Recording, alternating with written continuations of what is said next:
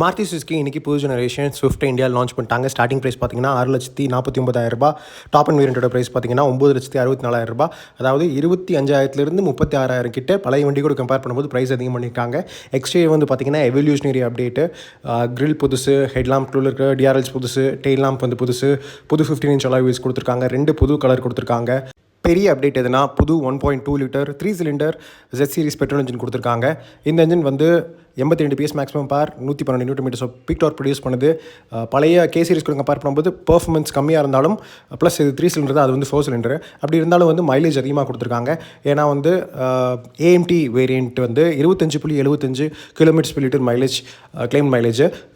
பழைய ஏஎம்டி கூட கம்பேர் பண்ணும்போது 3.2 km/L வந்து அதிகம். ஸோ இப்போ ஃபீச்சர்ஸ் படி பார்த்தீங்கன்னா எக்கச்சக்கமாக கொடுத்துருக்காங்க. 9-inch touch screen, infotainment system, 6 air bags, இந்த standard automatic climate control, cruise control, இந்த மாதிரி எக்கச்சக்கமான புது புது விஷயங்கள் இந்த வண்டியில் கொடுத்துருக்காங்க. டிரைவர் ரிவ்யூ சீக்கிரம் வருது நம்ம சேனலில்.